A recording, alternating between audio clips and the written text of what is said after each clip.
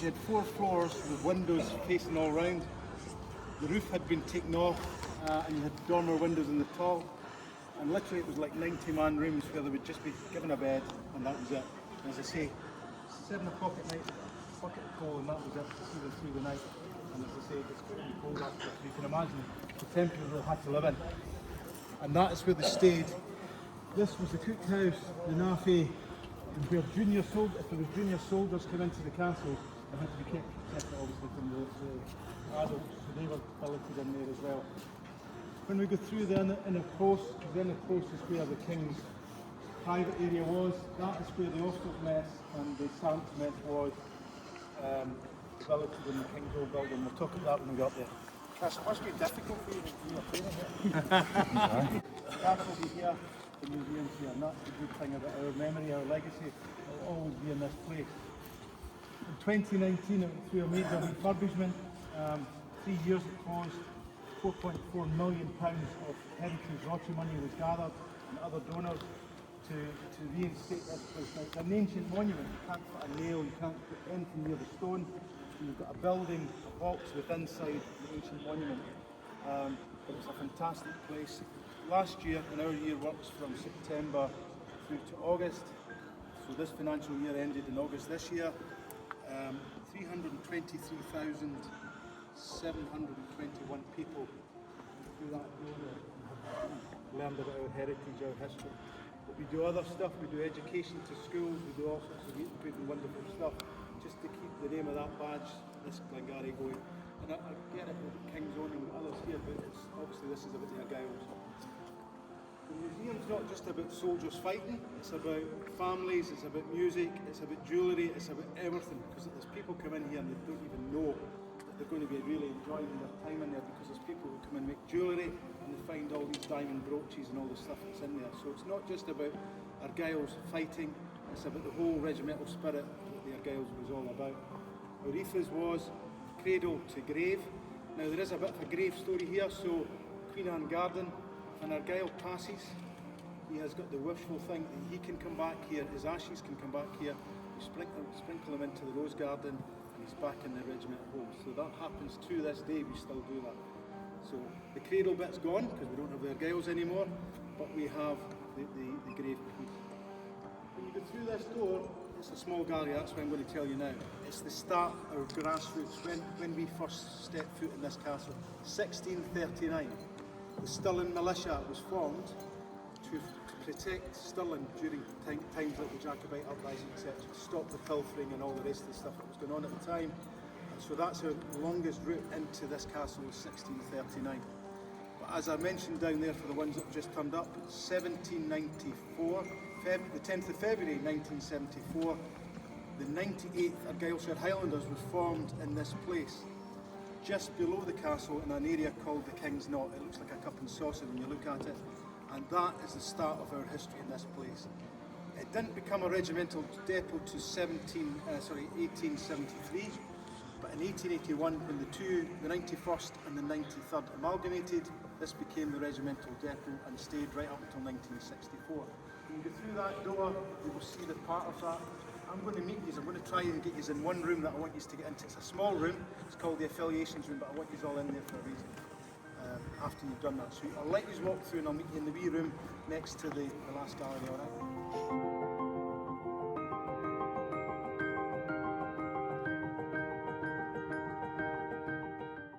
This board here is all about memorials around the world, and of course, front and centre is the badge up in top of Dumyat, which you've just been to.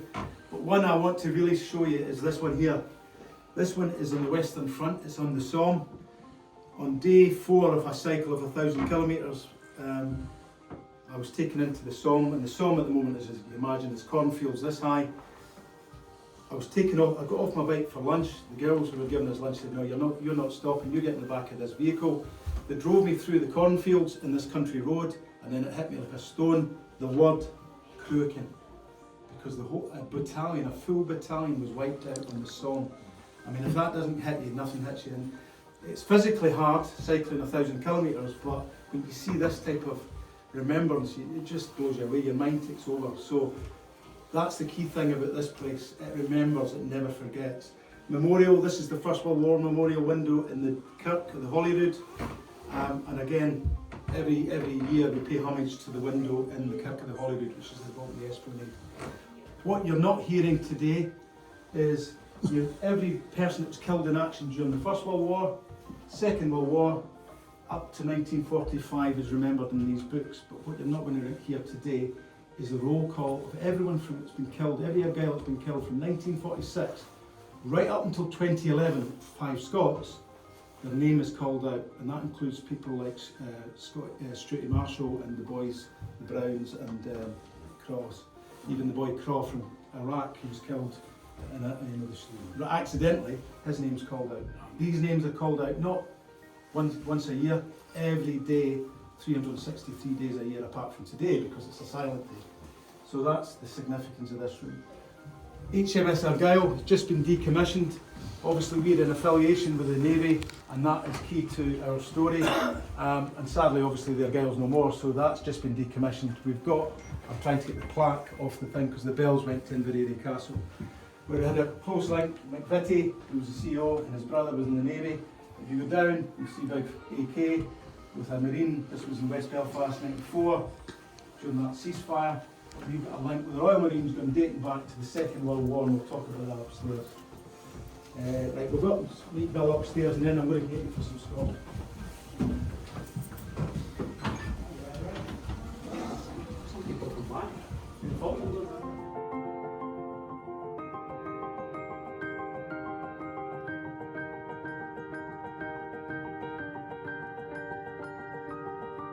I came here in January 1957 when it was extremely cold and snowy, but we still had to learn to be soldiers, so we were turned from wild teenagers into disciplined soldiers within about 6 to 8 weeks.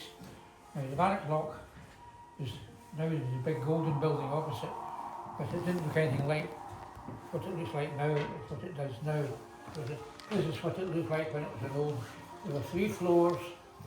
The ground floor was mostly stores. The first floor and the attic were the barrack rooms. So my barrack room was in that window there. So there were about 20 people to each barrack room, and the beds were right close to one another. A bed, tin locker, bed and tin locker, so on, all the way around the room. I was intake 5702. Now, they didn't have a 5701 in Scotland because they didn't think it would be sober enough after the new year. 5702, I was one of about 50 soldiers in the platoon, and we were joined by 5703 about a fortnight later, another 50 soldiers. So we got all the good rooms on the middle floor, and 5703 had to go and take the attic rooms, which had no heating. Every room had a metal stove in it.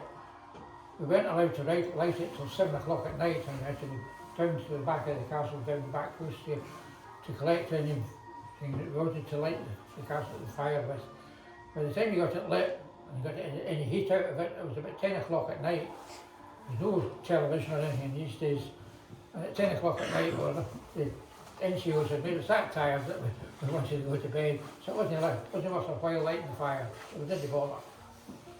Anyway, as I say, we lived in that building. We did our marching on the top square, down through all the archways, right out into the car park was the parade ground in these days. So this building that we're in up here, this was the sergeant's mess. Not being a sergeant at the time, I was never in it. And this building here was our block. So if you were in the door there in the corner, which is over there, they took you into the naffy on this side, which is now called the King's Outer. And this transit in here, which there's nothing in it, but a lift in it at the moment, that was where they had the servery for the meals. So the ACC, the Army Catering Corps cooks, would stand in a line at the heated hot plates, and you would pick up an empty plate at the end, walk along, and they would slap the food onto the plate as you went along. And the Queen's presence chamber in the outer room nowadays, that was where we actually sat and ate our meals. So the next room round was the one that's now got the Queen's bed in it. That was supposed to be a quiet room where you could go and read a paper or read a book or write a letter. Sometimes it was even noisier than the rest of them, but it was supposed to be a quiet room. And the King's bedroom, the one that's not got the bed made up in it, that was the games room, and there's some photographs in there of you can actually see the difference because the walls of the room haven't changed. But we had billiard tables, with table tennis, with darts, with cards, with everything that we did for recreation. And then on this side, coming down here, was an L-shaped servery in what's now called the King's Outer Room, and that was the naffy. So the naffy girls would be in there frying eggs and fish and chips and making cups of tea, and the end of the room at the bottom would be where they had all the tables and chairs mostly. So the external of this building here, there was a stone staircase on top. It didn't take you into the barrack block as you might have thought. It actually, you were faced by an L-shaped wall and over that wee bridge, and that took you into the naffy. So that saves you the climb up the hills to get into the naffy. So the whole castle was used for military purposes. So as I said, there were stores on the ground floor of the Great Hall, and there was also an naffy shop in there. So anything you needed to buy, like blanco and polish and razor blades and paperwork to write home with, and stamps and all that, they were sold in the naffy shop. But of course it was only open at certain times of the day. This little building at the back was where they kept the ammunition, so we only went there when we went when we were going to do any firing. And down the back of the castle here, so that's down there, down the back, and come out that back bridge. Down here, these were mostly classrooms, although one or two of them were used for storage facilities. And this building at the bottom, which is not there anymore, that was an indoor range where the shots told us how to shoot. And this little building here was the gas chamber. So put you in a gas mask and shoved you in and locked you in for a minute to make sure that you're still alive a minute later. The whole of this building, this bit here, which is now just all covered in grass and rock, that was an assault course. So there's a 6 foot high wall and the nets on the ground that you could crawl under, and you started at this end and you made your way up to the other end, over the walls and all that, and with the NCOs all shouting at you and for various profanities. These two buildings, that was the CO's office, so if you saw anybody stand outside that office at 10 o'clock in the morning, you knew that there'd been a bad boy, they were in orders or something. The actual guard commander, or castle commander, actually lived in that building with his wife and family. The sergeants, the married sergeants, all lived in the flats which are down behind the white building in the car park. It's still, the building's still there, but it's now housed by council tenants, I believe. But the road that comes up through there is called King's Stables. One of the first physical jerks that you got you to do was you to go from the railway station entrance to the castle drawbridge in 8 minutes. If you took more than 8 minutes, you were sent down to the gymnasium, which was in the ditch, for the horrible PTI to really put you through the paces. Some people didn't even survive that, but they still got made into proper soldiers. But the 8 minutes from the station didn't tell you the route, but there was always somebody from Stirling. Oh, I knew the quick route. And the shortest distance between two points was a straight line, so they would know what was a straight line, but then that was also the steepest. So one of the routes was up through the King's Stables, as I said, and if it was during the school summer holidays, or even any school holidays that you were doing this, the sergeants' children would all come out and shirk you up the road and shout certain things at you. Say, get a move on or my father will get you, all this sort of thing. So a lot of us did make it in 8 minutes, but the poor souls that didn't get sent down to this horrible man that worked in that was the PTI in the gym, and I think they come out worse than what they did, because they usually just come back out after about 2 or 3 hours and fall flat in their beds for about 2 hours. The castle was open to visitors, it was a tourist attraction in 1957. These days it was free admission, so people could come in. You paid for a guided tour, so they were mostly old soldiers, mostly ex-Argylls, I think, who did the castle tours. But you could come in and wander around at free will. So there were times when we'd come back out, we'd been doing drill in the car park, or square as we called it then. We'd maybe come back in, maybe to get changed into maybe number 2 dress or something. You find people lying in their bed, or sitting in the table and chairs having a lunch. You'd have to shoot them out of the room filled with soldiers. So I was here for about 6 weeks. It was very snowy and icy at the time, so we had to learn to march down all these slopes, over all these commons in 120 paces to the minute in full Highland kit. So you can imagine there was a few slips and slides. So fortunately, when we were in, there were no visitors in the castle with any slips and that I saw anyway. But then we all ended up as a undignified tartan heap top of them. So I suppose if anybody had a camera, it would have not looked a very pretty picture. So that's the castle as it was as a barracks. The white building in the car park, marked hotel there, was the Castle Hotel. It actually cost quite a lot of money to stay in there. And every Saturday morning there was a seals parade. So it was as far as we were concerned, number 2 dress, number 1 dress for some of the regulars. But we'd march down from the top square here, down into the car park and the parade ground, and they would invite some VIP to come and inspect us. It might have been some brigadier or major general or somebody, but occasionally it would be the provost from some of the towns that we recruited.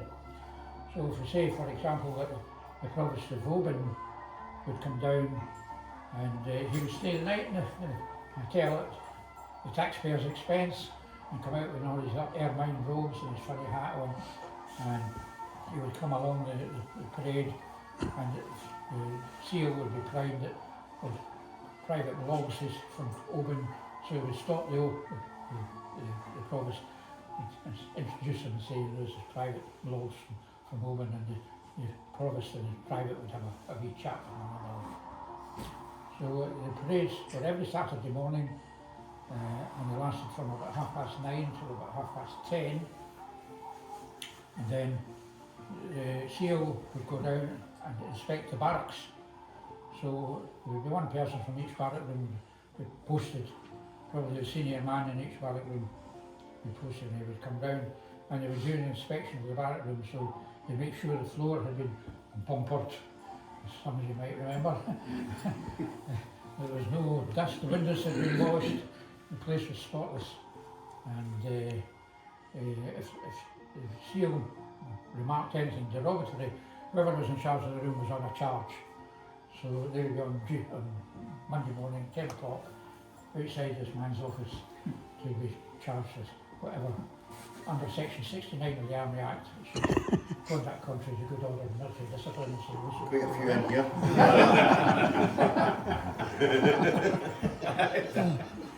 Still remember that. Still remember it yet?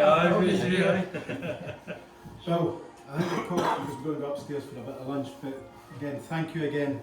That's enlightening. This guy actually, trained here in 1957, and to share that story is a big thank you. Thank you, Bill.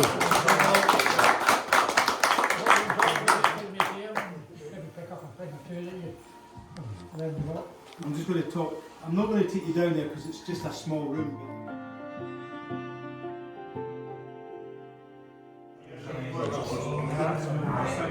Well, there we go. Everybody's having some scran.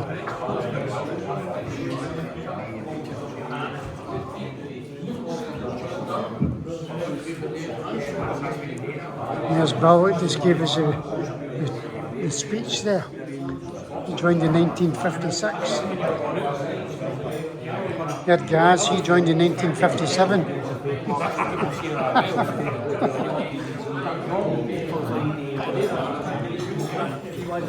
And there's Chris, he joined in 1958. Scott joined in 1959.